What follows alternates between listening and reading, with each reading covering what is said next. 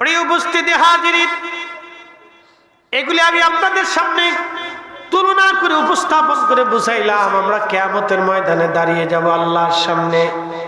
সেই দিনটা বড় ভয়াবহ হবে। কিয়ামতের আলোচনা করতে করতে আমি আমার এই আলোচনাগুলি করলাম। এই জন্য চিন্তা করেন আমরা মুসলমান হয়েছি কিনা মাঝে মধ্যে চিন্তা করি। এই জন্য মুসলমান হওয়া লাগবে। আল্লাহ বলেন, ওয়ালা তামুতুন্না ইল্লা ওয়া আনতুম মুসলিমুন।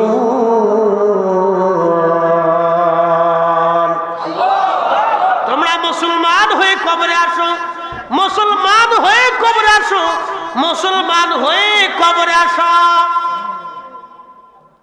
আমাদের বাংলাদেশে 100% মামলা আপনি খুঁজে দেখেন, তার ভিতরে 50% মামলা আছে মিথ্যা। 100% সাক্ষী খুঁজে দেখবেন, তার 50% সাক্ষী আছে মিথ্যাবাদী। টাকা দিয়ে সাক্ষী কেনা। 500 টাকা দিলে সাক্ষী পাওয়া যায় বাংলাদেশে। কি কথা কন না কেন? কত টাকা? 500 দিয়ে সাক্ষী। সারা রাত ভরে চিল্লাইব আমার ভাইয়ের চরিত্র ফুলের মতো পবিত্র, 500 টাকা পাইছে। সারা রাতে 100 বার কবে আমার ভাইয়ের চরিত্র ফুলের মতো পবিত্র, এটাও মিথ্যা সাক্ষী। কারণ ওয়াইন্নাকা লাআলা খুলুকিন আযীম, আল্লাহ রাসূলের চরিত্র একমাত্র পবিত্র। কথা কন না কেন? ঠিক কিনা? আল্লাহ নিজে সার্টিফিকেট দিছে। এছাড়া পৃথিবীতে কারো চরিত্র ফুলের মতো পবিত্র সাক্ষ্য সার্টিফিকেট আল্লাহর কারো ব্যাপারে দেয় না। এই জন্য সারা রাত যতবার বলবেন ততবারই মিথ্যা হবে। 500 টাকায় সাক্ষী পাওয়া যায় না, সাক্ষীর কথা বলতে। তো কিয়ামতের ময়দানে দাঁড়াইতে হবে না ভাই? দাঁড়াইতে হবে। আল্লাহু আকবার। আল্লাহ ডাক দিলেন, বান্দারে সেই দিন পতঙ্গের মতো মানুষ বিক্ষিপ্ত ভাবে দৌড়াবে, আমি রবের দিকে দৌড়াইতে আসবে। ওয়া ইদাল কুবুর বুসিরাত আলিমাত নাফসুম মা কদ্দামাত ওয়া আখারাত। আমার রব সেই দিন বলবেন, হে বান্দারা, আমার রব বললেন, বান্দারা কবর থেকে উদ্দোলিত হয়ে তোমরা দৌড়াবা, আমি আল্লাহর দিকে আসবো। সেই দিন আমি দেখায় দিব তুমি জীবনে কি আমল করেছো, এই আখিরাতের জন্য দুনিয়া থেকে কি পাঠিয়েছিলাম। বান্দারে সব আমি আল্লাহ তোমাকে দেখাবো। একবার জোরে বলা যাবে কি আল্লাহু আকবার? আল্লাহ আল্লাহ বলে ডাকি, মাওলা শোনো না। আল্লাহ আল্লাহ বলে ডাকি, মাওলা শোনো না। না জানি কই রাশি আমি কে গুনার বোঝা মাথায় লয়া মাওলা ডাকতেছি, গুনার বোঝা মাথায় লয়া মাওলা ডাকতেছি। মাফ কইরা দাও মাবুদ মাওলা এলাহি, মাফ কইরা দাও মাবুদ মাওলা এলাহি। আল্লাহুম্মা সাল্লি আলা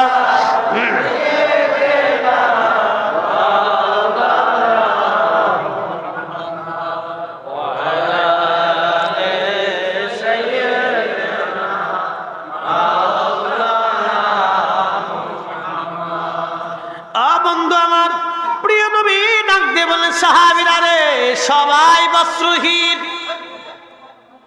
নারী সাহাবী ডাকতে বলেন, হুজুর তাহলে পুরুষ কি মহিলার দিকে, নারী কি পুরুষের দিকে তাকাবে না? নবীজি জবাব দিলেন, সাহাবীরা রে, কিয়ামতের ময়দান এত ভয়াবহ হবে, কেউ কারো দিকে তাকানোর মতো সময় পাবে না। পুরুষ নারীর দিকে, নারী পুরুষের দিকে তাকানোর মতো টাইম আসবে না। সেই দিনটাকে আপনি ভয় করেন। বিল আখিরাতি হুম ইউকিনুন। আমার আল্লাহ বললেন, তোমরা আখিরাতে বিশ্বাসী হও, এটা অবশ্যই তোমাদের জীবনে আসবে, অবশ্যই বিশ্বাস করো। দুনিয়ার আগে আসার আগে মায়ের পেটে ছিলাম, কথা ঠিক আছে না? কার পেটে? মার পেটে ছিলাম। এটা সত্য কিনা? কেমন সত্য? একেবারে নির্ভেজাল সত্য, কথা ঠিক আছে কিনা? মায়ের পেটে যেমন ছিলাম এটা যেমন সত্য, মায়ের পেটে আসার আগে আমরা রুহের জগতে ছিলাম এটাও তেমন সত্য, আবার দুনিয়াতে আসছি এটা যেমন সত্য, কবরে চলে যাব এটাও তেমন সত্য, কবর থেকে আখিরাতের ময়দানে উঠবো এমনটাও তেমন সত্য, কথা কন না কেন? একই থাকতে হবে।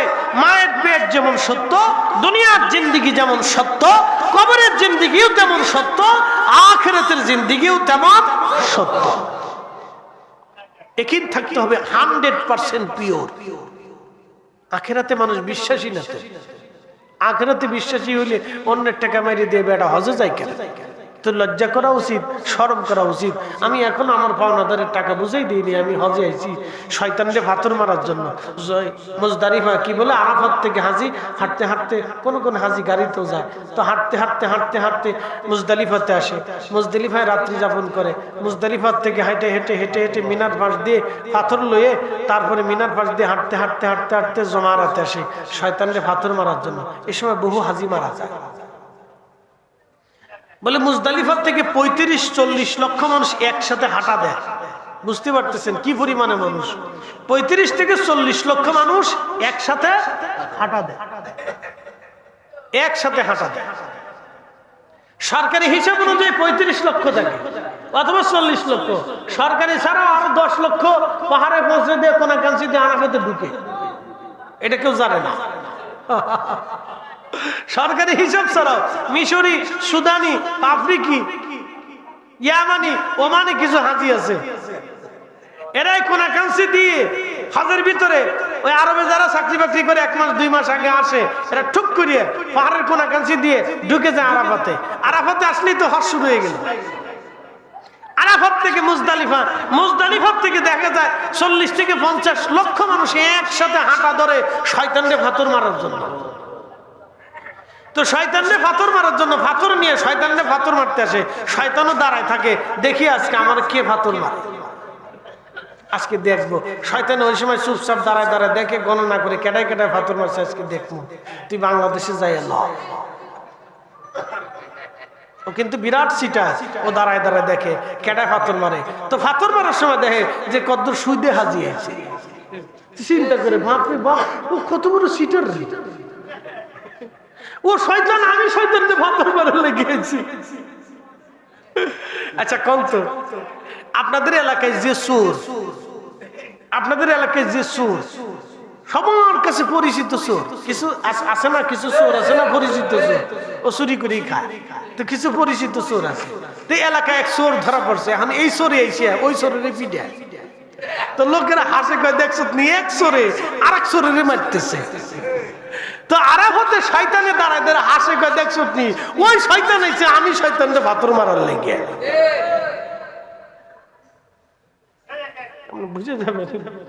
আরাফাতে শয়তানে, এই জমানতে শয়তানে হাসে কয় দেখছো নি শয়তান আইছে আমার পাথর মারার লেগে, ওর নিজের শয়তান, ও আইছে আমার পাথর মারার জন্য। তো শয়তানে দাঁড়ায় দাঁড়ায় হাসে, আরে কত বড় সিটার রে তুই। এই জন্য এই কথাগুলি আপনারা বুঝে নিয়ে যাবেন প্রিয় উপস্থিতি আমার। এই জন্য হজ করলে হজ হয় না, কথা ঠিক আছে না? হজ করতে হলে তাকে কি করা লাগে? তার অর্থ পাক থাকতে হয়, তার পোশাক পাক থাকতে হয়, তার খাবার পাক থাকতে হয়, নতুবা পরিশ্রমটাই বৃথা যাবে। এই জন্য আমি চিন্তা করতাম, বাপরে আগের হাজিরা হজ করে আসার পরে অলি হয়ে কবরে গেছে, এখন হাজি হজ করে আসার পরে ঘুষ ছাড়ে না। কি কথা কর না কেন? ব্যবসা 2 নম্বরই ছাড়ে না, কিন্তু বিরাট বড় হাজি সাহেব 2 নম্বরে যায় না, হজ করে এসেছে 2 নম্বরে যায় না। আগে হাজিরা হজ করে আসার পরে আশিকে রসুল হয়ে কবরে গেছে, এখন হাজি হজ করে আসার পরে দুশমনে রসুলের কবরে চলে যায়। আল্লাহ আমাদেরকে হেফাজত করুক, সকলে বলে না আমিন। না, আর একটু জোরে বলে না আমিন। কথাগুলি বাড়ি পর্যন্ত নিয়ে যাবেন। আজকে আমি সব মূলের আলোচনা যতদিকে নিয়েছি আপনাদেরকে মূল একটা পয়েন্টের ভিতরে রাখছি। ফাযকুরুনি আযকুরুকুম, আপনি আল্লাহকে ভুলবেন না, আল্লাহ আপনাকে ভুলবে না। আর আপনি যদি আল্লাহকে ভুলে যান তাহলে আল্লাহ আপনাকে ভুলে যাবে। এই যে কোরআনে আল্লাহ যেটা করতে বলেছে সেটা করতে হবে, যেটা ছাড়তে বলেছে সেটা ছেড়ে দিতে হবে। আল্লাহকে ভুলবেন না, আল্লাহ আপনাকে ভুলবে না। আর আপনি যদি রবকে ভুলে যান, রব আপনাকে হাসরের মাঠে ভুলে যাবে। হ্যাঁ, আল্লাহ ভুলে যাবে। তো প্রথমত আরশে মুআল্লার নিচে ওই ব্যক্তির জায়গা হবে যে দুনিয়াতে ন্যায় বিচার করত। রব্বুল আলামিন তাকে হাসরের ময়দানে আরশে মুআল্লার নিচে জায়গা বরাদ্দ করে দিবে। 2 নাম্বার ওই ব্যক্তি যে মসজিদ থেকে নামাজ পড়ে আবার তার দিলটা মসজিদে রেখে দিত, কখন আজান হবে, কখন সে নামাজে দাঁড়াবে,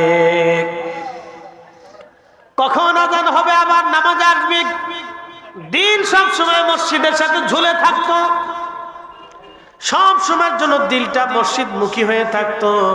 ওই ব্যক্তিটা কিয়ামতের ময়দানে আল্লাহ আরশে মুআল্লার নিচে তার জায়গা বরাদ্দ করে দিবে। আর আরেকজন ব্যক্তিকে আল্লাহ আরশে মুআল্লার জায়গা বরাদ্দ করে দিবে যে ব্যক্তি দুনিয়াতে ডান হাতে দান করত কিন্তু বাম হাতে জানতো না, সে দুনিয়ার মোহে দান করত না, সে আল্লাহকে খুশি করার জন্য আল্লাহর পথে দান করত। এই ব্যক্তিটা কিয়ামতের ময়দানে আরশে মুআল্লার নিচে তার জায়গা বরাদ্দ হবে। একসাথে জোরে বলেন সুবহানাল্লাহ। তবে প্রকাশ্য করতে পারেন, নিষেধ নেই। প্রকাশ্য দানের একটা উপকারিতা আছে, একবারে অপকার আছে তা না, কিন্তু গোপনে দান করলে এটার বেনিফিটটা বেশি। প্রকাশ্যে দিলে আরেকজন উদ্বুদ্ধ হয়, যেন ও 5,000 টাকা দিল, যা আমি 10,000 দিল, ওকে হ্যাঁ তাই 10,000 দিল, আমি 20,000 দিল। এই দানের প্রতিযোগিতা লাগে, এটাও কিন্তু একটা গুণ, ভালো খারাপ না, আমি নিষেধ করতেছি না এটা খারাপ। কিন্তু গোপনে দান করলে আল্লাহ একটা আলাদা বেনিফিট দেয়, সেটা কি আরশে মুআল্লার নিচে আল্লাহ জায়গা বরাদ্দ করে দেয়। সুবহানাল্লাহ।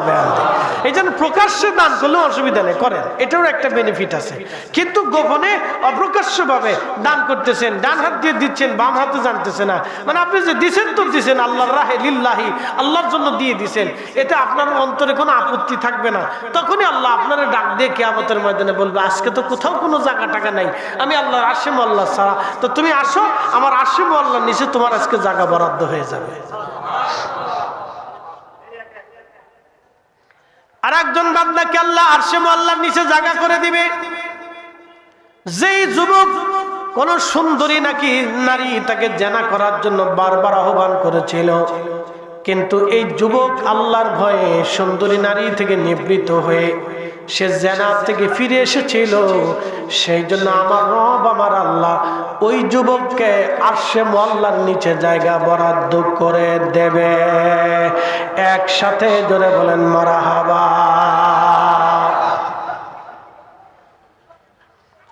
ওই যুবককে আল্লাহ আরশে মুআল্লার নিচে জায়গা বরাদ্দ করে দিবে যে যুবক কোন সুন্দরী নারী তাকে জানা করার জন্য আহ্বান করেছিল, উদ্বুদ্ধ করেছিল। এই যুবকটা ওই সুন্দরী নারীর কুপ্রস্তাবকে প্রত্যাখ্যান করে আল্লাহর ভয়ে চলে এসেছিল, ফিরে এসেছিল, নিজেকে নিবৃত করেছিল।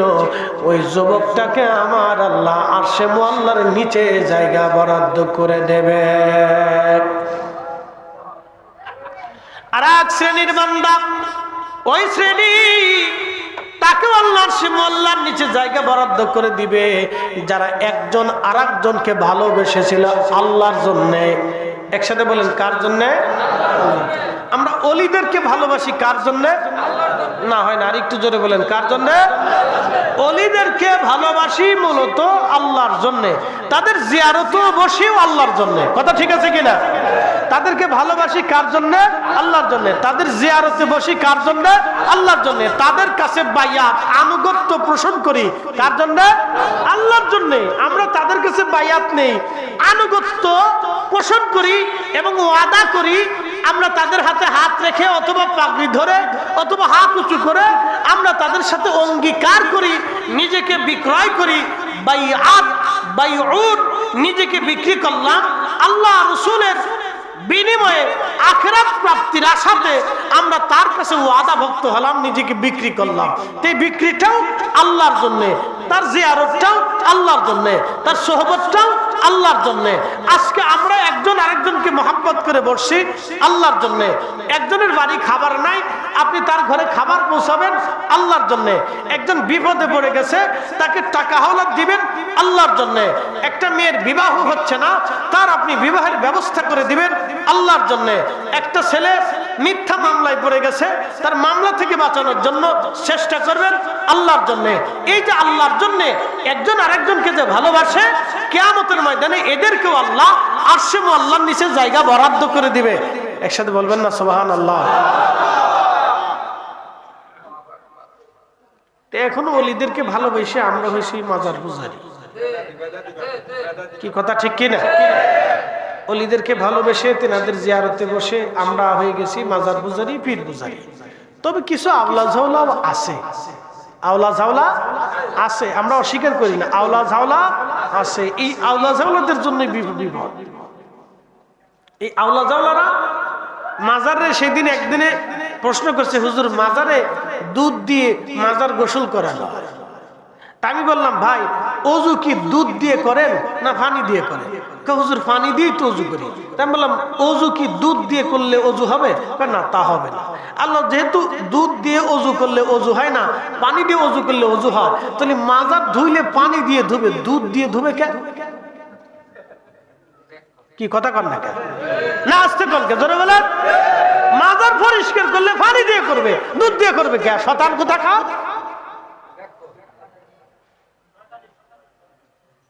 কথা মানে বুঝেন নাই মনে হয়, আবার বুঝে। অজু করলে কি দুধ দিয়ে করেন না পানি দিয়ে করেন? গোসল করেন যখন, তখন কি দুধ দিয়ে করেন না পানি দিয়ে করেন?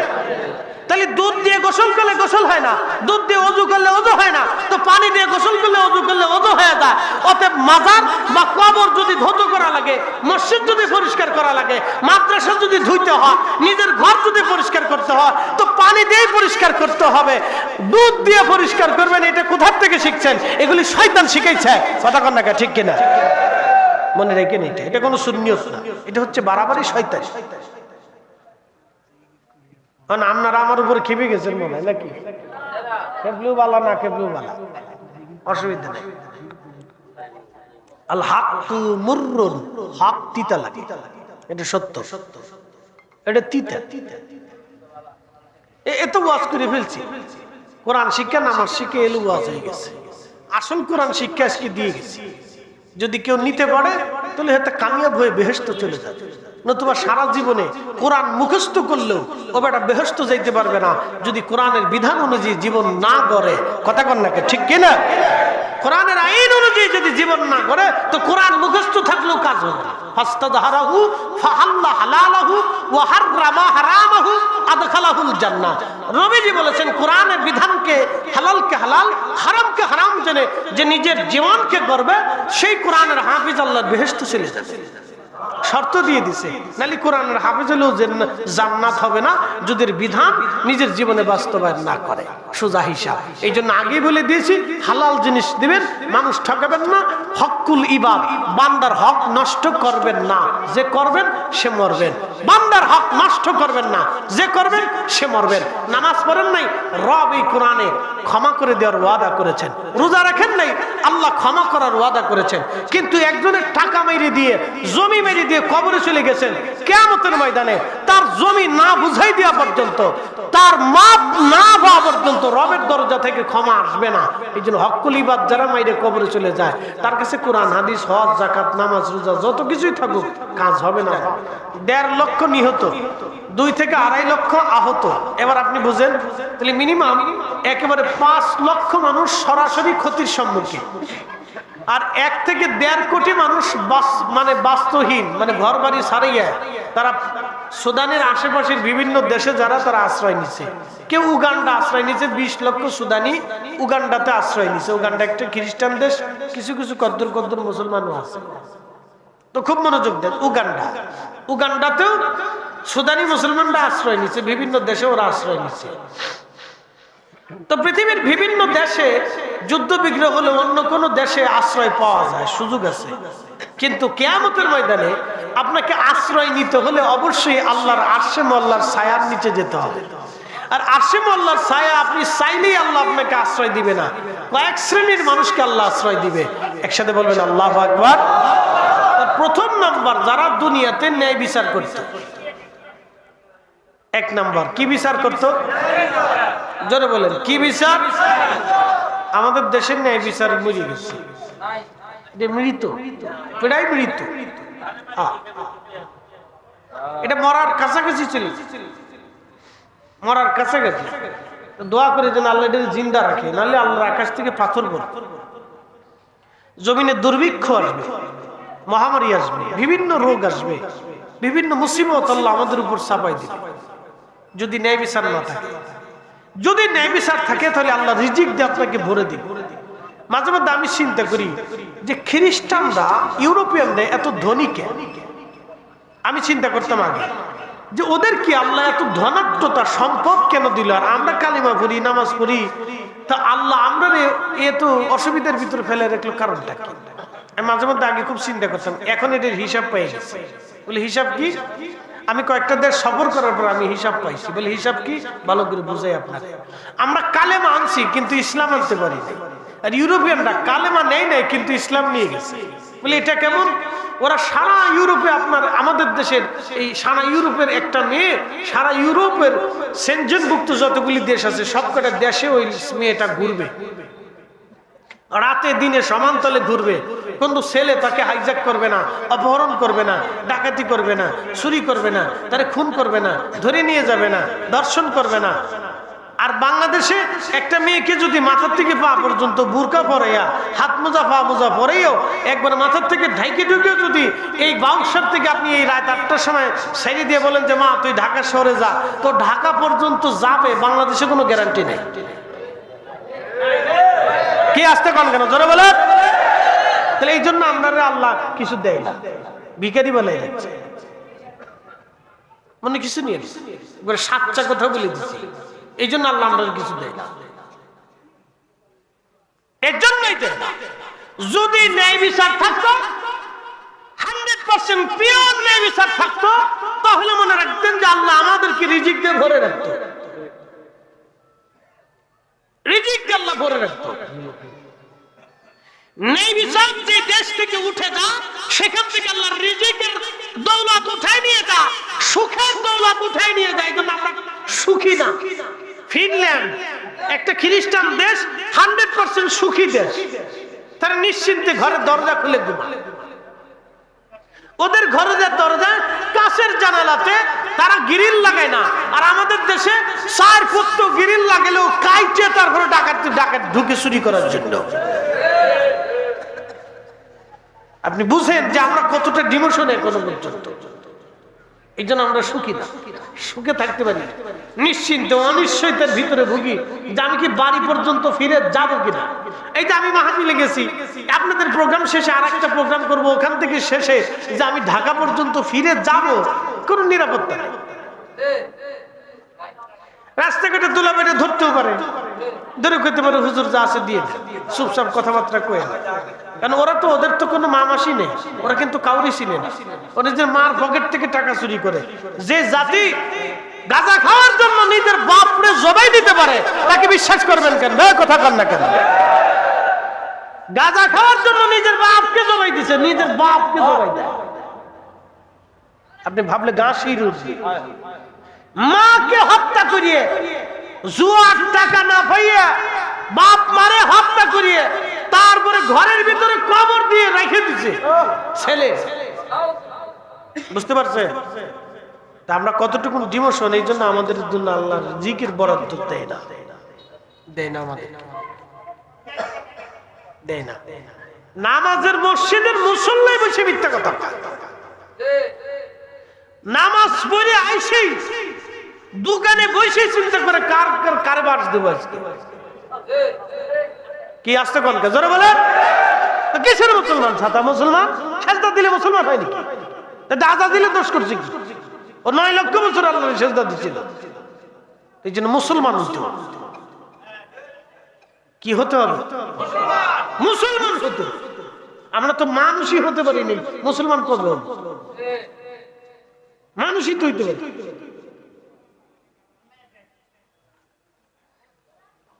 একথা শুনলে আপনার কাছে আশ্চর্য লাগে?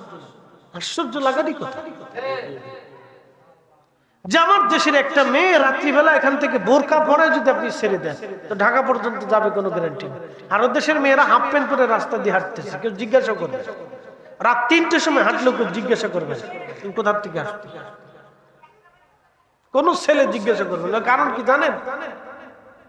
ওই পুলিশে যদি ধরবে, প্রেসিডেন্ট ফোন দিলেও ছাড়বে না। ওদের পুলিশে যদি ধরে তো প্রধানমন্ত্রী যদি ফোন দেয় তা পুলিশে ছাড়বে না।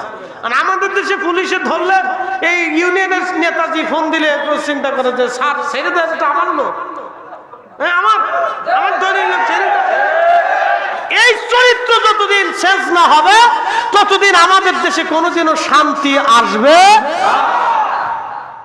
প্রশাসনকে দুর্বল করিয়া কোনো জাতি সুখে থাকতে পারে না। প্রশাসনকে তার স্থানে মর্যাদা দিয়ে রাখতে হবে, ডাক্তারকে তার স্থানে মর্যাদা দিয়ে রাখতে হবে, ইমাম সাহেবকে তার স্থানে মর্যাদা দিয়ে রাখতে হবে, ইমাম সাহেবকে তার স্থানে মর্যাদা দিয়ে রাখতে হবে। আমি এইখানে বসে স্বাধীন মতো আপনাদের কাছে ওয়াজ শোনাচ্ছি, কারণ আমাকে ধমক দেওয়ার মতো প্লেয়ার নাই। কারণ আমি এখানে কিনা কারো গোলাম না, কথা কন না, ঠিক আছে কিনা? কারণ আপনি হাদিয়া দিলেও আমি এখানে দাঁড়াবো, না দিলেও চলে যাবো, কোনো সমস্যা নেই। কিন্তু ইমাম সাহেব তারা হক কথা বলতে গেলে ডর করবে যে চাকরি থাকবে কিনা। তাই জন্য ইমাম সাহেবকে ইমাম সাহেবের স্থানে মর্যাদা দিয়ে রাখতে হবে, তাহলে আমরা কিছু হক বেহক বুঝতে পারবো, কথা কন না, ঠিক কিনা? হক বেহক বুঝতে পারবো। এই জন্য যার যার সেকশনে তাকে তাকে তার স্থানে মর্যাদা দিয়ে রাখতে হবে। আল্লাহর নবী বললেন তোমরা খেজুর খাও, দুধ খাও, আর আমরা এমন একটা জাতি দুধ বিক্রি করে বিড়ি কিনে খাই, কথা কন না কেন?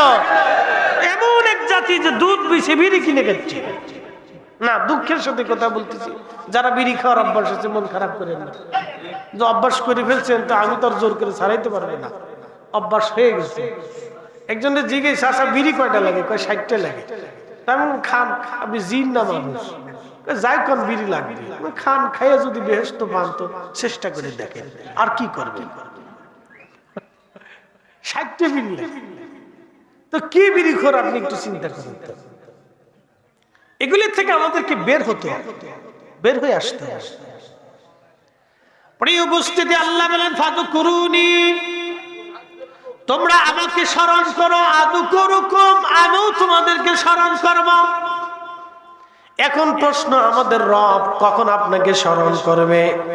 বলে দিয়ে যায়, আল্লাহ তখনই আপনাকে স্মরণ করবে যখন মালাকুল মউত আপনার কাছে চলে আসবে। তখন অনেক বড় বড় ডক্টর থাকবে, ডক্টরও কাজ হবে না। অনেক বড় বড় সেনা প্রধানরা আপনার পাশে থাকলেও কাজ হবে না। প্রচুর অস্ত্র শস্ত্র নিয়ে চারপাশে পাহারা দাঁড়িয়ে থাকলেও কাজ হবে না। আল্লাহ বড় বড় জ্ঞানী গুণী আলেম ওলামা পাশে থাকলেও কাজ হবে না। আপন কলিজার টুকরা সন্তান আপনার স্ত্রী পাশে থাকলেও কাজ হবে না।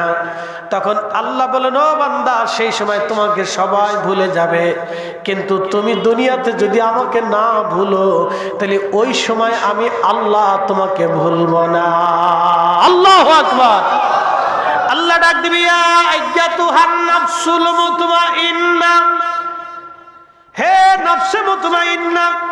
কুরআন আল্লাহ বলেন, ইয়া আইয়াতুহান নাফসুল মুতমাইন্না, হে নফসে মুতমাইন্না, প্রশান্ত আত্মা, সুস্থ আত্মা।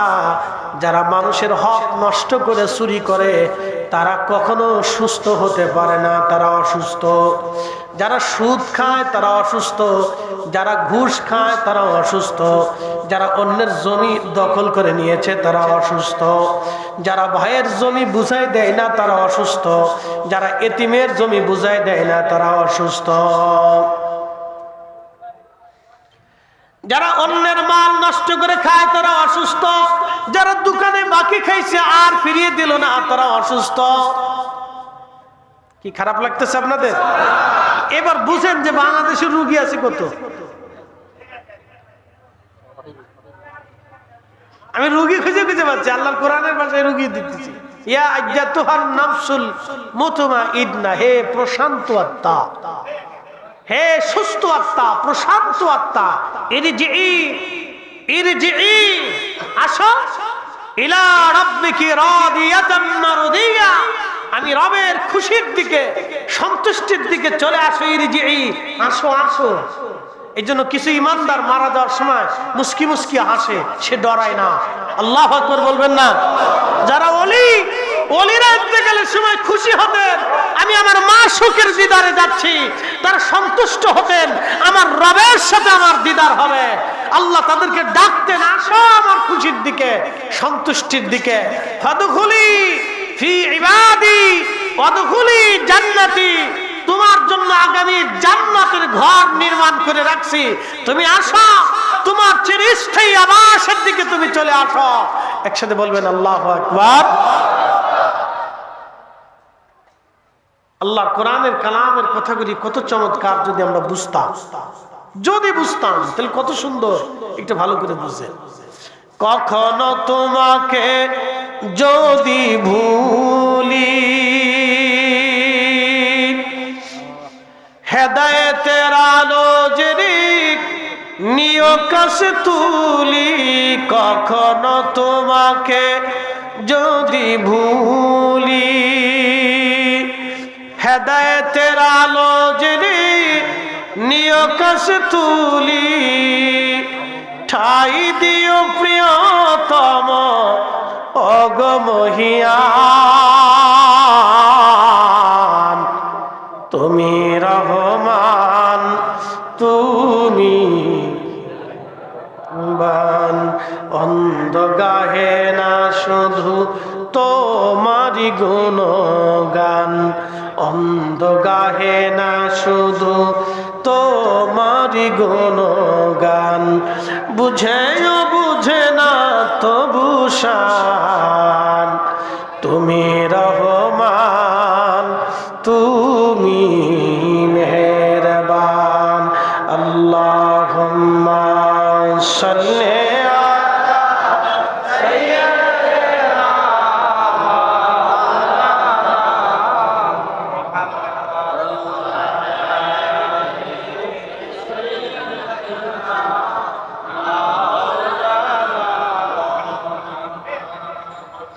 বুঝতে কি কোনো অসুবিধা হচ্ছে? তো আমি আপনাদেরকে সুস্থতার সাথে বুঝাচ্ছি। আমি আগে বলছি আমি শারীরিকভাবে অসুস্থ, আমার ঠান্ডাজনিত প্রবলেমে ব্যথা মাথার ভিতরে কমতেছে না। তো খুব মনোযোগ দিবেন যে আল্লাহ আমাদেরকে বলে সুস্থ, হে প্রশান্ত আত্মা। আত্মা দুই ধরনের, একটা নাফসে আম্মারা আর একটা নাফসে মুতমাইন্না। তা আম্মারা নাফস যেটা, এটা আপনাকে বারবার শুধু গুনার দিকে নিয়ে যায়, শুধু গুনার দিকে ঝুঁকিয়ে দিবে, আকাম কুকামের দিকে আপনার নফস আপনাকে ঝুঁকিয়ে দিবে।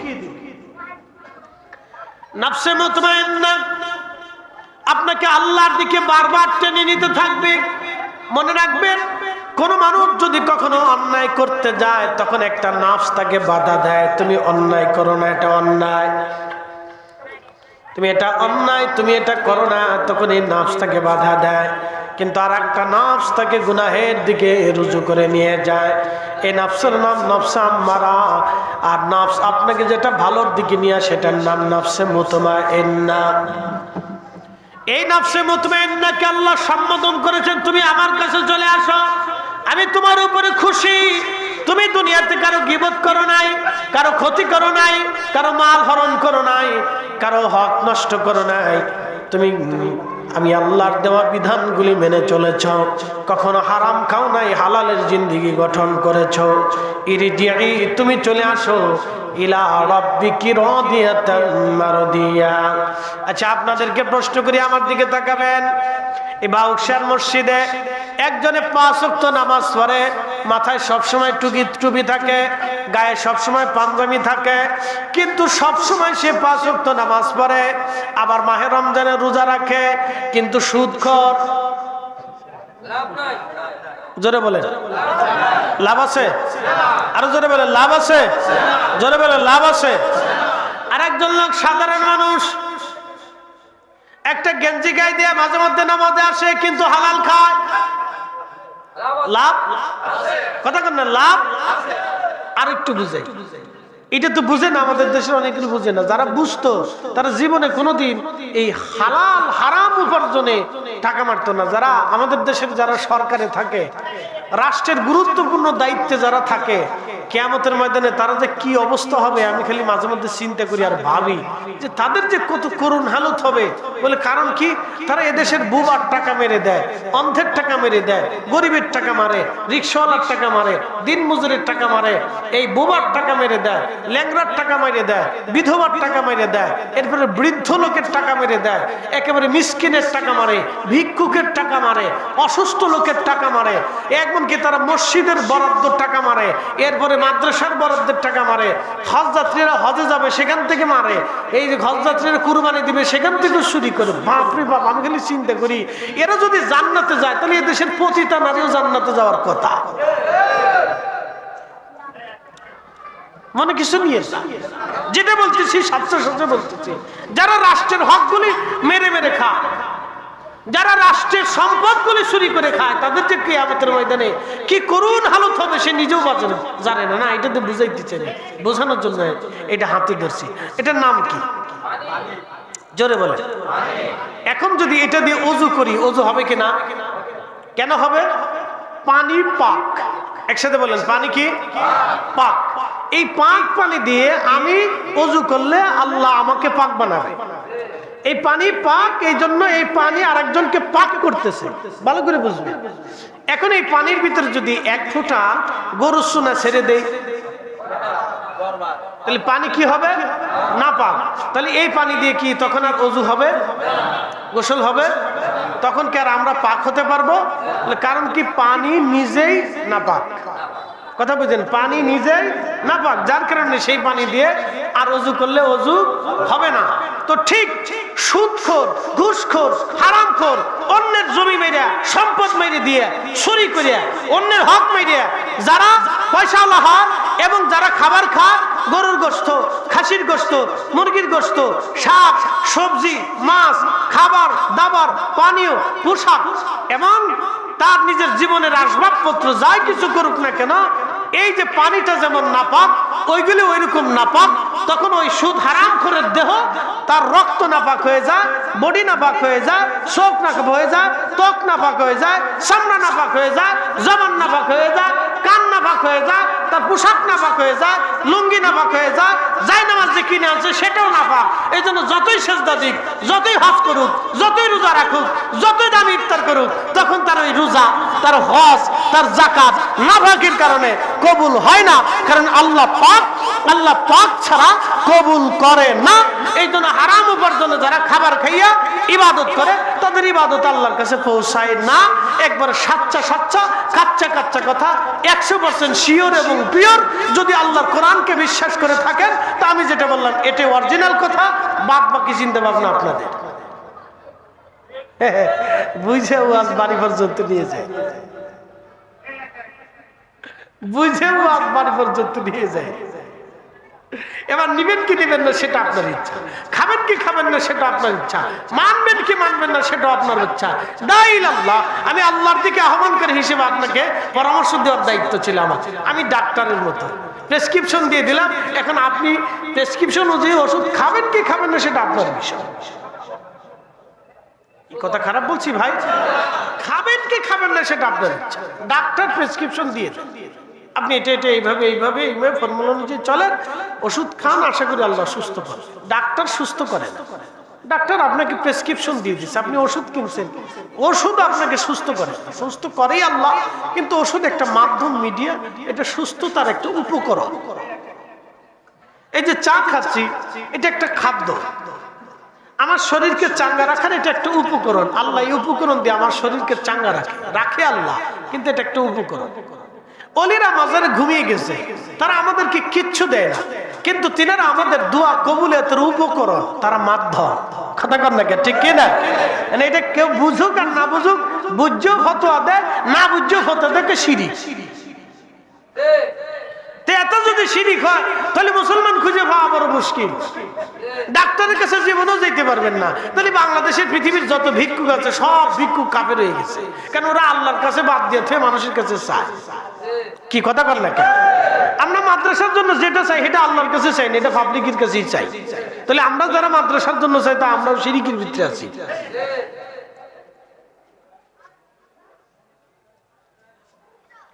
প্রিয় উপস্থিতি হাজিরিন, এই জন্য হালাল, একসাথে বলেন কি হালাল, জোরে বলেন একসাথে কি, জোরে বলেন হালাল। এই হালাল যদি না হয় আখিরাত বড় কঠিন, বড় বরবাদ হয়ে যাবে। আল্লাহ বললেন ফাযকুরুনি আযকুরুকুম, আমাকে যদি স্মরণ করো আমিও তোমাকে স্মরণ করব। এই মৃত্যুর সময় আমি তোমাকে স্মরণ করব। মৃত্যুর পরে বান্দাকে কবরে নামানো হলো। কবরে নামাইয়া ছেলেটা কবরের পাশে দাঁড়ায় দাঁড়ায় কাঁদতে থাকবে। কত সময় কাঁদবে বলেন তো? ছেলেটা কবরের পাশে কত সময় কাঁদবে আমাকে বলেন? কত সময় চোখের পানি আসবে? 2 ঘন্টা না 6 ঘন্টা না 24 ঘন্টা না 72 ঘন্টা নাকি 3 দিন নাকি 6 দিন নাকি 3 মাস? কতদিন ছেলেটা কাঁদবে বলে? স্ত্রী কাঁদবে কতদিন? স্ত্রী কাঁদবে, হারে আমার স্বামী থাকলে আমার আর চিন্তা ছিল না, আমার স্বামী নাই, এখন আমার উপায় কি হবে? স্ত্রী কাঁদে, আমার স্বামী নাই, আমার উপায় কি হবে? এটা নিজের চিন্তায় কাঁদবে। কোন স্ত্রীকে আজও পর্যন্ত আমি বলতে শুনি নাই যে আমার স্বামী মারা গেছে, আমার স্বামী অমুক অমুক জায়গায় ঋণ ছিল, আপনারা আমার স্বামীর ঋণ মওকুফ করাইয়া আমার স্বামীরে কবরে পাঠান, ঋণ মওকুফ না করাইয়া আমার স্বামীরে কবরে দিয়েন না। আমি জীবনে কোন স্ত্রীর মুখে কথা শুনি নাই। বাংলাদেশে এরকম স্ত্রী নাই, নাই। মাদ্রাসা ফন্ডওয়ালা স্ত্রীর ভিতরে পাইছি না, আর কলেজ ভার্সিটি তো আরো বড়ের কথা।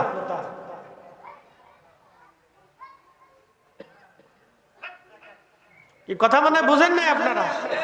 তাহলে বুঝে যান, আমি যা বলি এটা সাচ্চা সাচ্চা বলি, কাচ্চা কাচ্চা বলি। ও বেডিরা বেজার হোক না খুশি হোক, ছাতা দেখার সময়। কোন স্ত্রী বলে না আমার স্বামীর কবরে নামানোর আগে ঋণ মাফ করা, কেউ বলে না, কোন স্ত্রী বলে না, কোন স্বামীও বলে না আমার স্ত্রী কবরে নামানোর আগে তার ঋণ আগে মাফ করাই দেই। কোন স্বামীও বলে না, কোন ছেলেরাও বলে না, কোন মেয়েরাও বলে না। মেয়ে কান্দে আব্বা গো তুমি নাই, এখন আমরা কে দেখবে? ছেলে কান্দে আব্বা গো তুমি থাকলে আমার আর চিন্তা ছিল না, আমি বিদেশ কেমনে যাব, লেখাপড়ার খরচ কেমনে চালাবো, আমার সংসার কেমনে চালাবো। এইভাবে ছেলেরাও কাঁদে, মেয়েরাও কাঁদে, সবাই নিজের চিন্তায় কাঁদে, নিজের চিন্তায় কাঁদে। কিন্তু আপনার কবরে কি হবে 3টা প্রশ্নের জবাব দিতে পারবেন কিনা এই চিন্তায় কেউ কাঁদে না। আল্লাহ ডাক দিলেন বান্দারে, দুনিয়াতে তুমি যদি আমারে না ভুলো আমি ওই কবরে তোমারে ভুলবো না। আল্লাহু আকবার, না জোরে বলেন আল্লাহু আকবার। এজন্য আল্লাহ বলেছে ফাযকুরুনি আযকুরুকুম, আমাকে স্মরণ করলে আমিও তোমাকে স্মরণ করব। ওই কবরে তোমার সব ভুলে যাবে, কিন্তু আমি রব তোমাকে ভুলবো না, কারণ তুমি দুনিয়াতে আমাকে ভুলো নাই। বুঝতে পারছেন আপনাদেরকে? এই আয়াতের অর্থ বুঝে যাবেন, আয়াতের মর্মার্থ হচ্ছে এটা যে তুমি আমাকে দুনিয়াতে ভুলো নাই, আজকে তোমার এই কঠিন সময়ে আমি রব তোমাকে ছেড়ে যাচ্ছি না, আমিও তোমাকে ভুলতেছি না, তোমার কোনো পেরেশানি নাই। ইরজিই, আসো ইলা রাব্বিকি রাদিয়াতাম মারদিয়া। শুধু কি এখানেই শেষ? ফাদখুলি ফি ইবাদি ওয়াদখুলি জান্নাতি, আমার জান্নাতি প্রাপ্ত নিয়ামত প্রাপ্ত বান্দাদের সাথেই তুমি জান্নাতে চলে যাও। একসাথে বলবেন আল্লাহু আকবার। আল্লাহ নবীজি বলছেন আল কবরু রাউযাতুম মিন রিয়াজিল জান্নাহ, কারো কারো কবরকে আল্লাহ বেহেশতের বাগান বানায় দেয়, রওজা বানায় দেয়। কি বানায় দেয়? রওজা, রওজা। এই জন্য এই কথাটা খুব সারা জীবনে অন্তরের ভিতর গেঁথে রাখবেন যে আল্লাহকে স্মরণ করলে আল্লাহ আমাকে স্মরণ করবে। আমি যদি রবকে না ভুলি রব আমাকে ভুলবে না। আর রবকে যদি আমি দুনিয়াতে ভুলে যাই তো রব আমাকে মৌতে, কবরে, হাসরে, মিজানে, ফুলসিরাতে আল্লাহ আমাকে ভুলে যাবে। আল্লাহ ভুলে যাবে। আল্লাহ আপনার দিক ফিরেও তাকাবে না। বান্দা তুই দুনিয়াতে আমার জিকির করিস নাই, আমাকে স্মরণ করিস নাই। এই কবরে দুনিয়ার সমস্ত মানুষ চলে আসবে। সবার পরে যিনি আসবেন, একেবারে সবার শেষ যিনি চলে আসবেন, কবর থেকে সবার শেষে যিনি আসবেন, তিনি 40 কদম আসার সাথে সাথে মুনকার নাকির তার কবরে চলে আসবে। প্রশ্নের জবাব শুরু করবে, প্রশ্ন করতে শুরু করবে। ঠিক ওই সময় যদি কোনো বান্দা দুনিয়াতে আল্লাহকে ভুলে না যায়, ওই কবরে আমার আল্লাহ ওই বান্দাকে ভুলবে না, তার প্রশ্নের জবাব আমার আল্লাহ নিজে দিয়ে দিবে। একবার আওয়াজ তুলে বলবেন আল্লাহু আকবার। আল্লাহ আপনার প্রশ্নের জবাব কি এতভাবে সহজ করে দিবে যে বলতে বলতে আপনি উত্তর দিয়ে দিবেন। আল্লাহর পক্ষ থেকে আল্লাহ ফয়সালা করে দেবে, দাও তোমার উত্তর হয়ে গেছে, দিয়ে দাও। তখন ফেরেশতারা বলবে নাম কানামাতিল আরুস, তুমি দুলহা দুলহানির মতো ঘুমিয়ে পড়ো। মিশকাতুল মাসাবির ভিতরে এসেছে, ফেরেশতারা তখন বলবে তুমি জান্নাতে দুলহা দুলহানির মতো ঘুমিয়ে পড়ো, একেবারে ঘুমাও, তোমার ঘুম আর কেউ ভাঙাবে না, তুমি ঘুমাইতে থাকো, তুমি ঘুমিয়ে পড়ো, তোমার ঘুম আর কেউ ভাঙাবে না, তুমি ঘুমাও, আরামের ঘুম, তুমি ঘুমাও, আরামের ঘুম, ঘুমিয়ে পড়ো। হাজিরিন খুব মনোযোগ দিয়ে শুনবেন, আল্লাহু আকবার। আমার রাসূল আমার আল্লাহ বললেন, বান্দারে কিয়ামত কায়েম হয়ে যাবে, হাসরের মাঠ কায়েম হয়ে যাবে, ওই সময় আমি রব তোমাকে ভুলব না। আল্লাহ বলেন ইদাস সামাউ ফাতারাত ওয়া ইদাল কাওয়াকিবু তাসারাত ওয়া ইদাল বিহারু ফুজ্জিরাত। আল্লাহ বলেন ইদাস সামাউ ফাতারাত, যখন আসমান ভেঙে ভেঙে পড়তে থাকবে, ওয়া ইদাল কাওয়াকিবু তাসারাত, যখন নক্ষত্রগুলি স্কাট ক্ষেপণাস্ত্রের মতো ছুটে ছুটে পড়তে থাকবে, ওয়া ইদাল বিহারু ফুজ্জিরাত, সাগরের তলদেশ আমার রব উঁচু করে ধরবে। মহাসাগর আর সাগরের সমস্ত পানিগুলি জমিনের উপরে আছাড় মারবে। পৃথিবীর সবচেয়ে উঁচু পাহাড়ের নাম মাউন্ট এভারেস্ট, এর উচ্চতা 29,000 ফিট। ওই যে বাংলাদেশের পঞ্চগড়ের তেঁতুলিয়া যাওয়ার সময় একটা জায়গা আছে, এইখানে দাঁড়াইলে মাউন্ট এভারেস্টের মাথা দেখা যায়। সূর্যের আলোতে মাউন্ট এভারেস্ট পরিষ্কার দেখা যায়। জমিন থেকে 29,000 ফিট উঁচু। আর একটা বিমান 36,000 ফিট, 29,000 ফিট, 32,000 ফিট উপর দিয়ে একটা বিমান উড়ে যায়। একটা বিমান 35,000 ফিট থেকে উপরে উড়ে যায়, 29,000 ফিট দিয়ে উপরে উড়ে চলে যায় একটা বিমান। খুব মনোযোগ দিবেন তো, 29,000 ফিট উঁচু একটা পাহাড়। আল্লাহ বলেন ওয়া ইদাল বিহারু ফুজ্জিরাত, সমুদ্র উদ্দোলিত হবে, সাগরের পানিগুলি জমিনে আছাড় মারবে। এমন কোনো পাহাড় নাই, জমিন নাই, পানির ভিতরে ডুবে না যাবে, মানুষ পালানোর মতো কোনো রাস্তা খুঁজে পাবে না।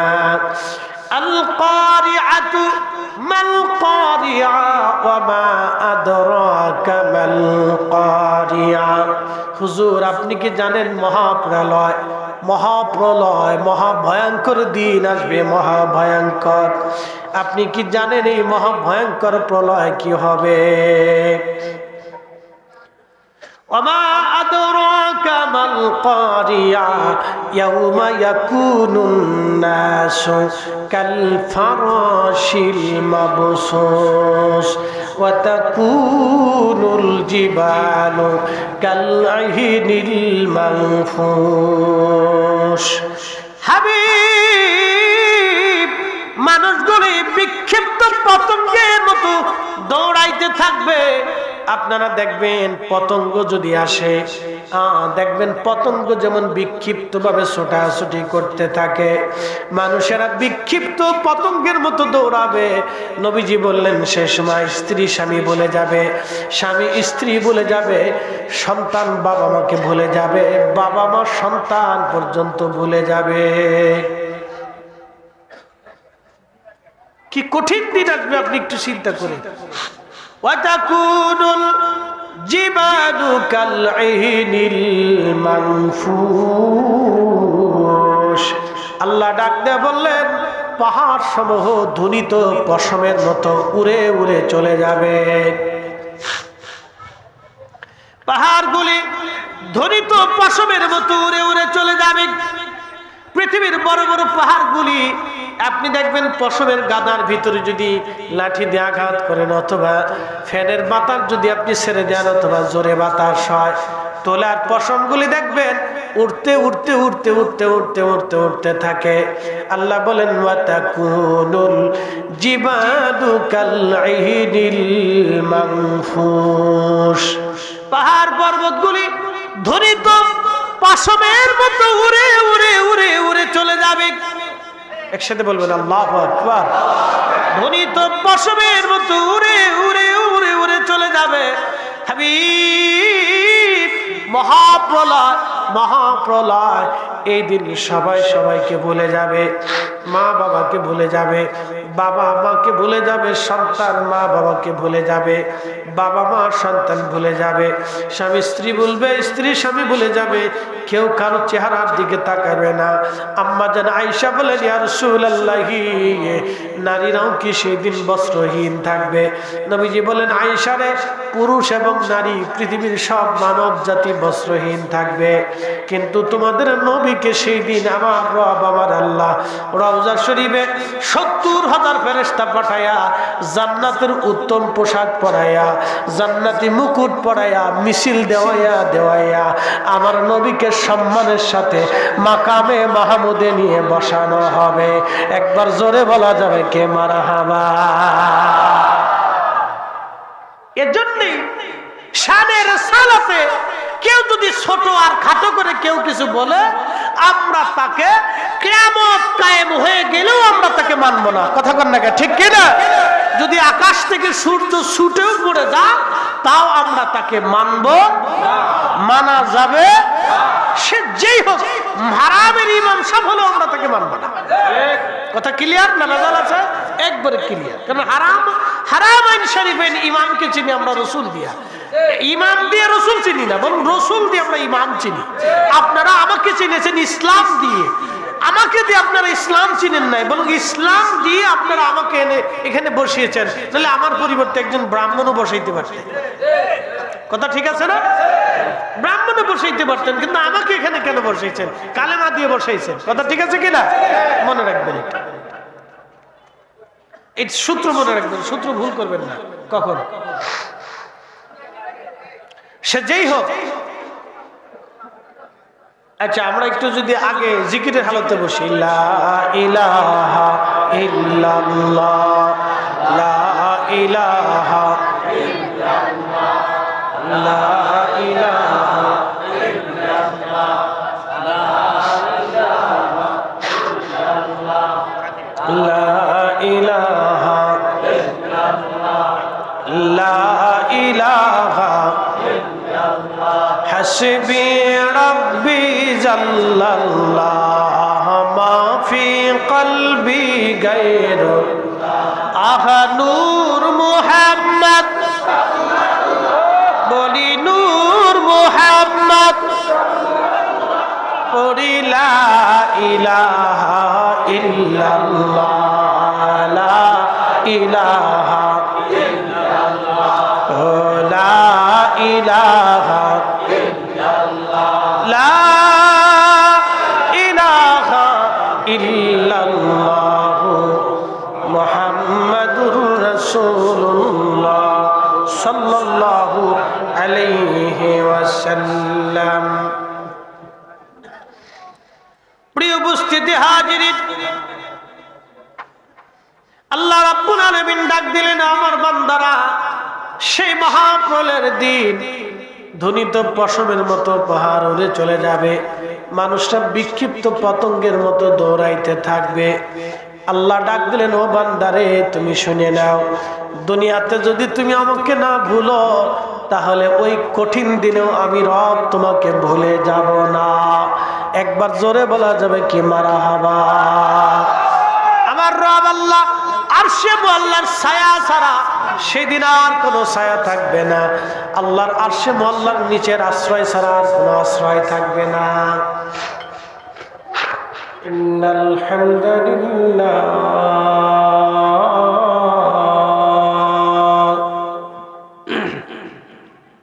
ইন্নাল হামদুলিল্লাহি আসসালাতু ওয়াসসালামু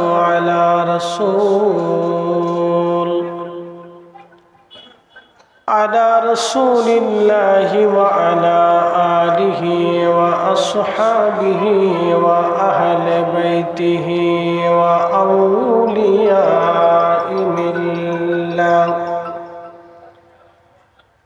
আউলিয়াই মিল্লাতিহি ওয়া উলামায়ে আহলি সুন্নতিহি আজমাইন।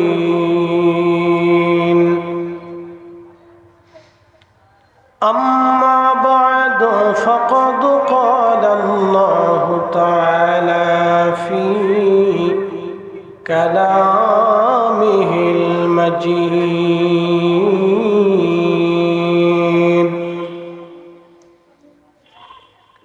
فاذكروني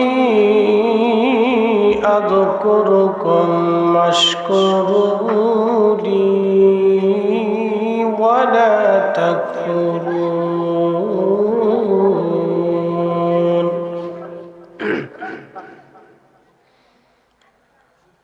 يا أيها الذين آمنوا استعينوا بالصبر والصلاة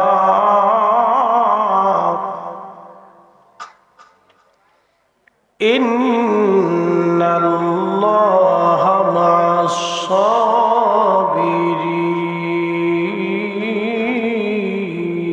الصابرين. وفي آيات أخرى في شأن حبيبه إن الله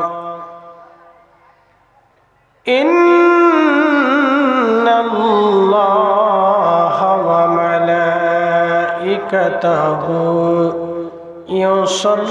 يصلون على النبي يا أيها الذين آمنوا صلوا عليه وسلموا تسليما. اللهم صل على ছোট আরেকটু বাড়াই দাও ভাই, কণ্ঠ ঠান্ডা লাগছে তো আরেকটু বাড়াই দাও। وعلى آل سيدنا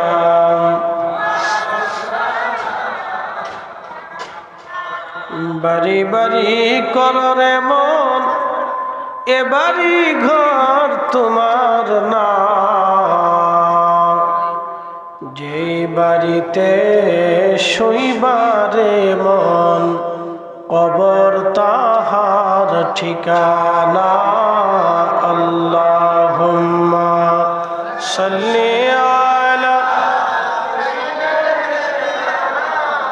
মাওলানা মুহাম্মাদ ওয়া আলা আলি সাইয়্যিদিনা।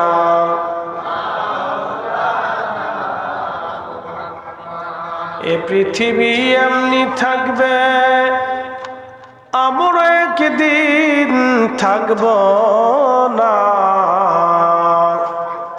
সবাই আমাদের ভুলে যাবে, রাসূল আপনি ভুলেন না। আল্লাহুম্মা সাল্লি আলা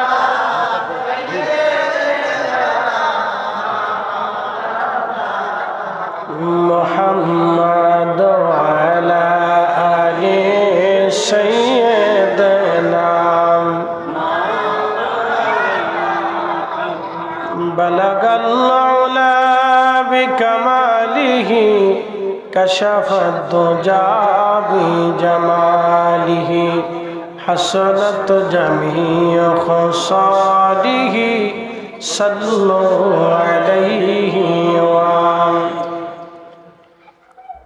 إنك ولدت مبرا من كل عيب إنك ولدت مبرا من كل عيب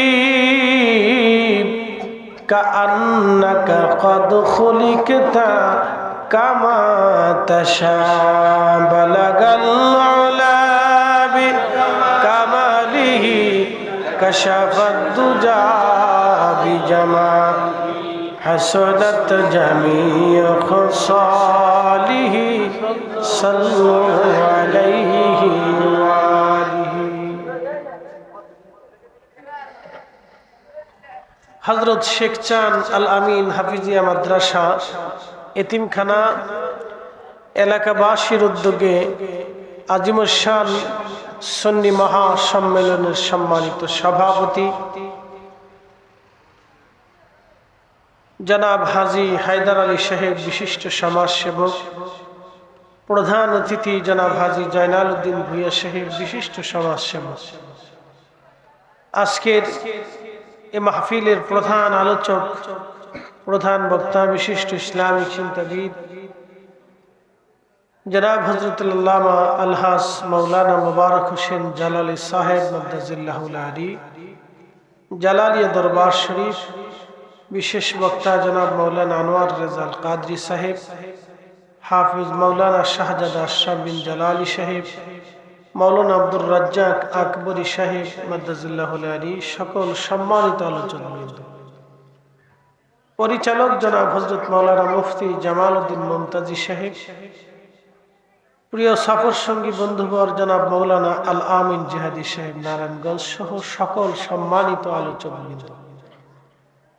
আসলে আমি শারীরিকভাবে একটু অসুস্থতায় ভুগতেছি, কালকে থেকে প্রচন্ড মাথা ব্যথা, এই ঠান্ডাজনিত সমস্যা। তো যাই হোক, এরই ভিতরে আপনাদের সামনে আমি মহাগ্রন্থ পবিত্র কোরআনুল কারীম থেকে আপনাদের সামনে একটি আয়াতে কারিমার আলোচনা উপস্থাপন করেছি। এই আয়াতের উপরে আমি আপনাদেরকে কিছু কথা শোনানোর চেষ্টা করব। আল্লাহ তৌফিক দিক, দোয়া করে বলেন আমিন। এই ভাউকসার এলাকার ভিতরে আশেপাশে এই বাজারে অনেক মানুষ আছে, বহু সামিঈন আছেন, এলাকাবাসী আছেন। আমি জানি আপনাদের সময়ের অনেক দাম, আমাদের জীবনের সবারই সময়ের অনেক দাম। বলেন তো, মৃত্যু হয়ে গেলে, মানুষ মারা গেলে তার আর কি কিছু থাকে? দুনিয়ার প্রধানমন্ত্রী হলো তার কোনো মূল্য নাই। একটু ভালো করে বুঝবেন, মৃত্যু পর্যন্ত মানুষ জীবনের সাথে যুদ্ধ করে। এই পৃথিবীটা হচ্ছে একটা ব্যাটল ফিল্ড, প্রতিনিয়ত আপনাকে এখানে যুদ্ধ করতে হয়। দুনিয়াদারির জন্য ব্যবসা করলে ব্যবসার পিছনে আপনাকে অনেক শ্রম দিতে হয়, চাকরি করলে চাকরির পিছনে শ্রম দিতে হয়। তো প্রত্যেকটা মানুষই তার জীবনে সফলতার জন্য যুদ্ধ করে। যিনি ব্যবসা করেন তিনি ব্যবসার জীবনে সফল হতে চান, যিনি বিদেশ যাবেন তিনি প্রবাস জীবনে সফল হতে চান, যিনি লেখাপড়া করেন তিনি তার লেখাপড়ায় সফল হতে চান। সবাই চেষ্টা করে আমরা সফল হব। আমরা যারা বক্তা আছি তারাও অনেক সময় চিন্তা করি যে আমি বক্তব্যের জীবনে সফল হব। এই সফলতার পিছনে দৌড়াইতে দৌড়াইতে দৌড়াইতে দৌড়াইতে আমরা একসময় মৃত্যুর কোলে ঢলে পড়ি। কথা ঠিক আছে না? মৃত্যু আমাদের কাছে এসে যায়। আমরা মৃত্যু থেকে পালাইতে খুব চেষ্টা করি, কিন্তু পালানোর আর কোনো সুযোগ থাকে না। এই যে যাদের অনেক সময় মৃত্যু হয়ে গেলে আপনার ব্যবসা কে করবে? দ্বিতীয় একজন ওখানে নির্বাচিত হয়, আপনার ছেলে করবে, না হয় দোকান অন্য কেউ কিনে নিয়ে যাবে। কিন্তু ওই দোকানে ব্যবসা চলবে, বাজার যেহেতু আছে তো ব্যবসা তো হবেই। তো ব্যবসা আপনার চলবে। আপনি যদি চাকরি করেন, আপনি যদি মারা যান, তাহলে ওই চাকরিটাই আরেকজনে পাবে। তো ঠিক আপনার আমার জন্য পৃথিবী কিন্তু বসে থাকবে না, পৃথিবী তার কাজ চলমান থাকবে। সূর্য আবার উঠবে, চাঁদ আবার আসবে, বৃষ্টি ঠিকই নামবে, জমিনে ঠিকই ফসল হবে, গাছে ঠিকই ফল আসবে, কিন্তু আপনি থাকবেন না। এই জন্য ভাবতেছেন সময়ের অনেক গুরুত্ব। মাহফিলে যারা সময় দিতে চান না, যারা মাহফিলে সময় দিতে চান না, তারা এই ক্ষেত্রে অনেক বড় ব্যর্থ, তার জীবনের কোনো সফলতা নেই। এই জন্য আমি সবাইকে অনুরোধ করব, সময়টাকে কালক্ষেপণ না করে ভিতরে এসে বসে কিছু কথা আমরা শুনি। আমি মহাগ্রন্থ পবিত্র কোরআন থেকে একটা আয়াতে কারিম উপস্থাপন করেছি, ফাযকুরুনি, তোমরা আমাকে স্মরণ করো।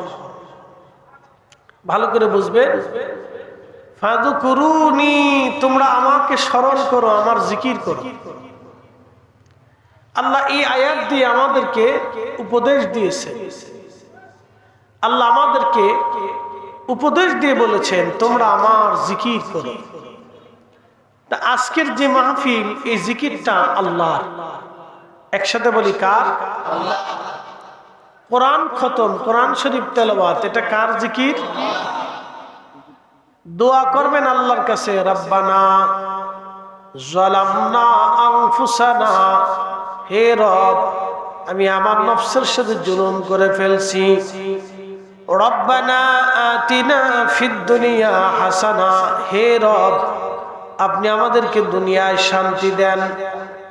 রব্বানা লা তুজিগ কুলুবানা বাদা ইয হাদাইতানা, হে রব আপনি আমাদেরকে হেদায়েত দেওয়ার পরে গোমরা বানাই দিয়েন না।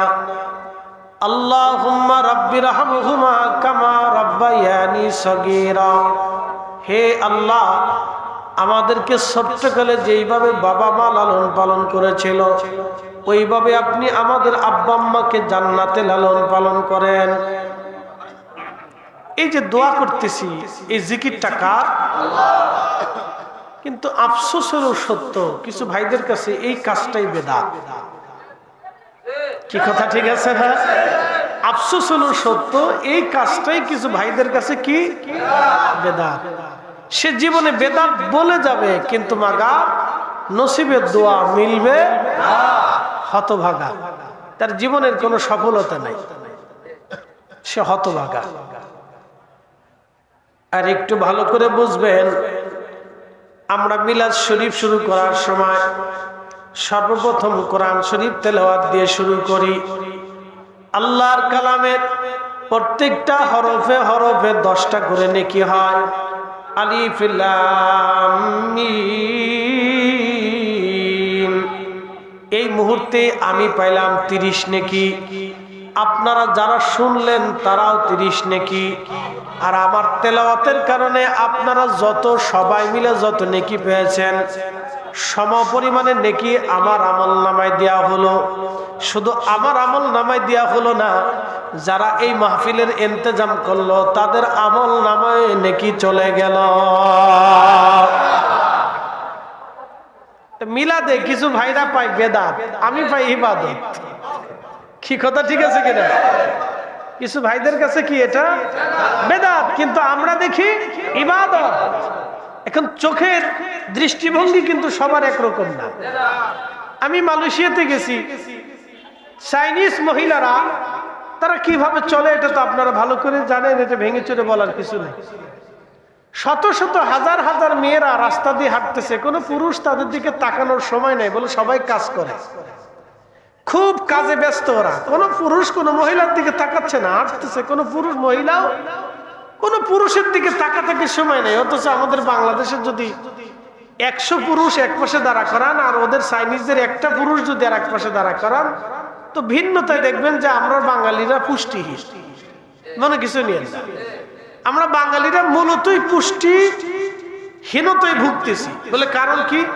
এদেশের পানিতে ভেজাল, ডাবে ভেজাল, ফলে ভেজাল, চিনিতে ভেজাল, খাবারে ভেজাল, চাইলি ভেজাল, ডালি ভেজাল, তেলে ভেজাল, ওষুধে ভেজাল, বিষের ভিতরে ভেজাল। বিষ খাইলেও মানুষ ঠিক মতো মরে না, বলে কারণ কি? ভেজাল। বুঝতে পারছেন? এই জন্যই ভেজাল খাবার খাওয়ার কারণে আমাদের ছোট কাল থেকে বাচ্চারা পুষ্টিহীন অবস্থায় বড় হয়। নট মাইন্ড, মনে কিছু নিয়ে না। যারা খাবারে ভেজাল দেয় এদের ভিতরে কিছু হাজি সাবু আছে। কি আসতে কন কে না ডরা ডরা করতেছেন? এদের ভিতরে কিছু হাজি সাবরা প্রত্যেক রমজান আসলে মক্কায় দৌড়ায় যায়, বিরাট বড় বুজুর্গ। শয়তানে হাসে, কয় বাপরে বাপ, তোর মতো সিটা আর আমিও না।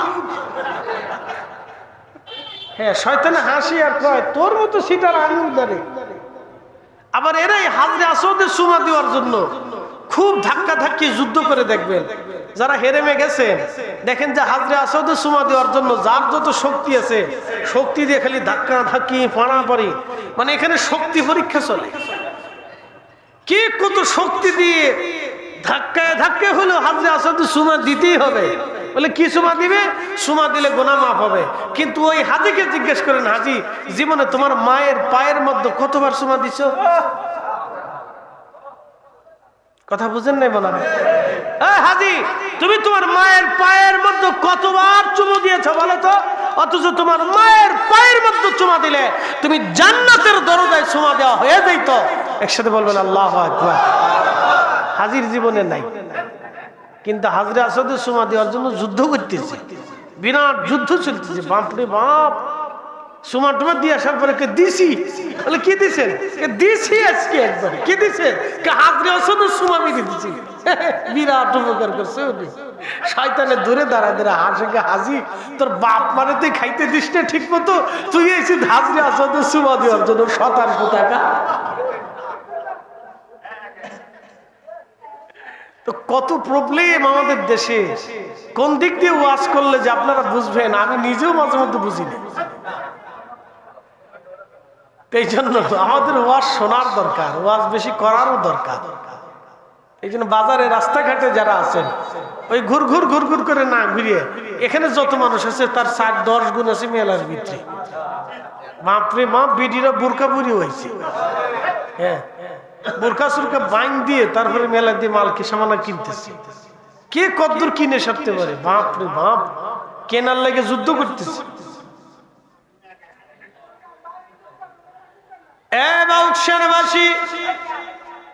খুব মনোযোগের সাথে কথাগুলি শুনে যাবেন। আমার কথাগুলি যদিও শুনতে খারাপ শোনা যাবে, ভালো লাগবে না, জীবনের প্রয়োজনে কথাগুলি আমি আপনাদেরকে বলবো। আমার রব বললেন ফাযকুরুনি আযকুরুকুম, তোমরা আমার জিকির করো, আমিও তোমাদেরকে স্মরণ করব।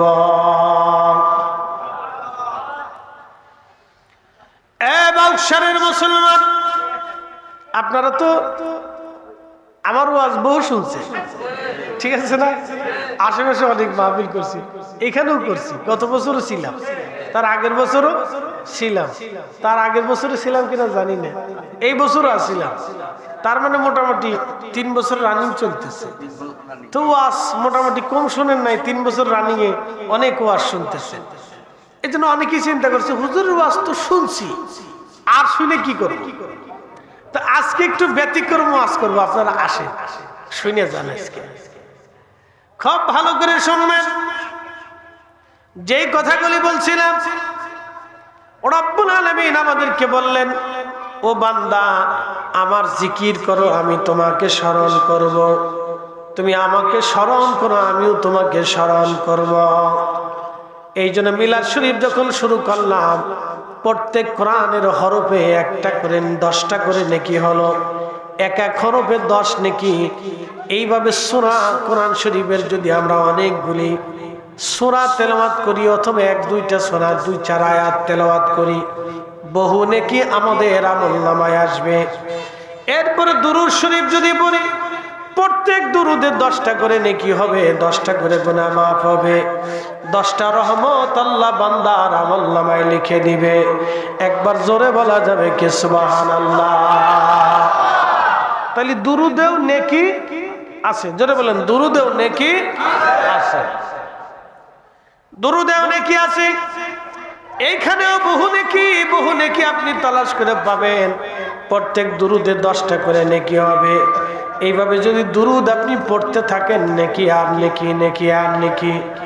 আফজালুজ জিকির লা ইলাহা ইল্লাল্লাহ। আল্লাহ রসুল বললেন সর্বোত্তম জিকিরে লা ইলাহা ইল্লাল্লাহ। যে লা ইলাহা ইল্লাল্লাহ জিকির করবে তার জিকিরটা হবে সর্বোত্তম জিকির, সর্বসম্মানিত জিকিরে লা ইলাহা ইল্লাল্লাহ। আমরা মিলাদের ভিতরে লা ইলাহা ইল্লাল্লাহ জিকির অনেক সময় করে থাকি। তাহলে জিকিরেও নেকি পেলেন এবং দুরুদেও নেকি পেলেন, কোরআন খতমেও নেকি পেলেন। সর্বশেষে দোয়া শুরু করলেন, এই দোয়ার ভিতরেও আপনি নেকি পাইলেন। নামান্নিক দোয়া শেষ হয়ে যাওয়ার পরে আপনি এরপরে তাবারক খাবার খাইলেন, এই খাবারের ভিতরেও আল্লাহ আপনার আমল নামায় নেকি দিয়ে দিল।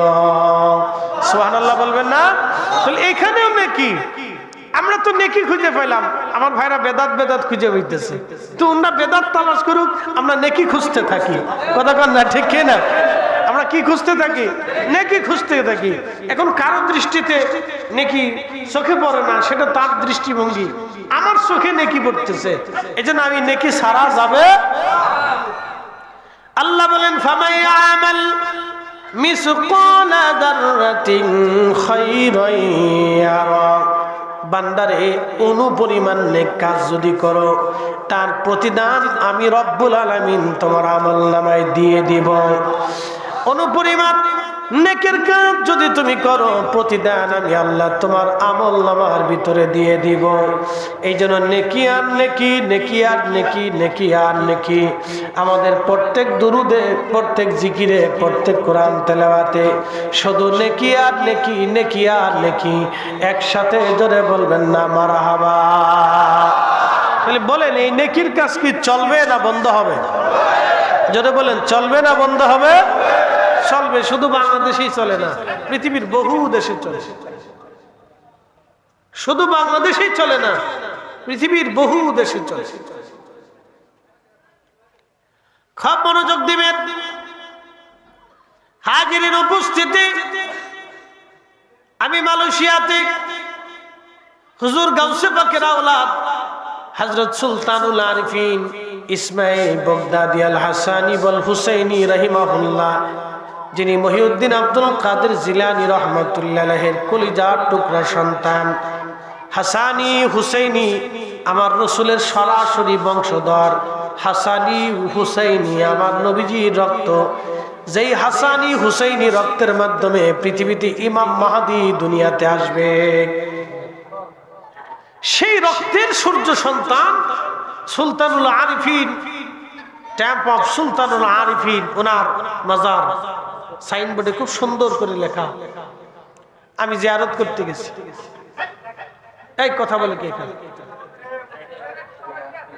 এই বাচ্চাদেরকে সরে দেন, বাচ্চাদেরকে একটু সরে দেন। এখানে শব্দ করা যাবে না। বাবুরা তোমরা শব্দ করো না, এদিকে এসো। শব্দ করলে আমার ডিস্টার্ব হবে।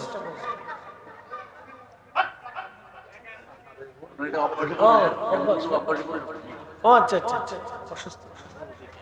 আচ্ছা ঠিক আছে। আল্লাহ কত দুনিয়ার কত জনের কত ধরনের রোগ দিয়ে রাখছে না? এটা কিয়ামতের আলামত। যারা বলেন কিয়ামতের আলামত, বিভিন্ন ধরনের রোগ, এটা কিয়ামতের আলামত। তা আমি ওনার মাজার জিয়ারত করতে গেছি মালাক্কা সাগরের ভিতরে।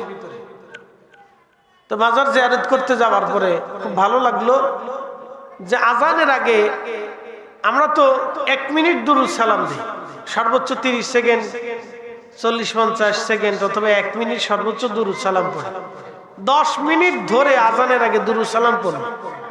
মারহাবা বলবেন না? 10 মিনিট পর্যন্ত বললো। আমি পুত্রজায়া, মালয়েশিয়ার যেটা সেন্ট্রাল পার্লামেন্টের সামনে একটা মসজিদ আছে, ওদের তাদের অফিসিয়াল শহরের কি পুত্রজায়াটা হচ্ছে মালয়েশিয়ান অফিসিয়াল শহর। খুব চমৎকার করে তাদের শহর খুব সুন্দর করে সাজানো, খুবই চমৎকার। তো যাই হোক, তারা 100 বছর পরে কি করবে সেটার পরিকল্পনা করে। আর আমাদের দেশে কি যে পরিবেশ আসতেছে জানি না। আল্লাহ আমাদের দেশ থেকে স্থিতিশীল করে দিক, সকলে বলে না আমিন। রাজনৈতিক ব্যক্তিদের মতাদর্শ, দূরত্ব, খুনাখুনি, মারামারি, কাটাকাটি, এগুলি যেন আল্লাহ একবারে ধ্বংস করে দেয়। সকলে বলেন আমিন। এই বিপদ থেকে যেন আল্লাহ আমাদেরকে রক্ষা করে। তো খুব মনোযোগ দেন। যেটা বলছিলাম যে সেই পুত্র জায়গাতে আমি নামাজ পড়তে গেছি মাগরিবের। তো নামাজের আগে দেখি প্রায় আধা ঘন্টা পর্যন্ত কোরআন শরীফ তেলাওয়াত করলো, দুরূদ শরীফ পড়লো। মারহাবা বলবেন না? আজানের আধা ঘন্টা আগে থেকে চালু করছে। বাংলাদেশে হলে তো অনেকে ফতোয়া দিয়ে বলতেছে ধর্ম চলে যেতেছে। ধর্ম চলে যাচ্ছে। সুদখোরের টাকা নিয়ে যখন মাদ্রাসা বানান তখন আর ধর্ম যায় না। ঘুষখোরের টাকা দিয়ে যখন মসজিদ বানান তখন আর ধর্ম যায় না। ধর্ম চলে যায় খালি দুরূদ শরীফ আর মিলাদ শরীফ আর দোয়া করলে। উচিত কথা বলে তো মাইশা বেজার হয়ে যাবে। হ্যাঁ, চোরের টাকা দিয়ে মসজিদ বানান, এই সময় আর ধর্ম যায় না। ধর্ম খালি দুরূদ আর সালাম আর কোরআন শরীফ তেলাওয়াত করলে, কোরআন খতম দিলে ধর্ম চলে যায়। কিন্তু অসুস্থতা কবে শেষ হবে দেশে আমি তাও জানি না। এগুলো এক ধরনের অসুস্থতা। তো আজানের আগে দুরূদ সালাতু সালাম পড়লেন, দুরূদ পড়লেন, পুরো 10 মিনিট পরে দুরূদ পড়লেন, কোরআন তেলাওয়াত করলেন। তারপর আজান হলো, নামাজ হলো, সুন্নত হলো, নামাজ পড়লাম, ফরজ পড়লাম, দোয়া করলাম, তারপরে মিলাদ শরীফও পড়লাম জোহরের নামাজের পরে। মারহাবা বলবেন না? প্রত্যেক নামাজের পরে এখানে মসজিদে মিলাদ হয়, প্রত্যেক সালাতের পরে মিলাদ। আমি ভাবছিলাম শুধু মিলাদ মানে আমরা বাঙালিরাই পড়ি, এখন দিই না, ওই দেশেও পড়ে। মাশাআল্লাহ। তাও কোথায়?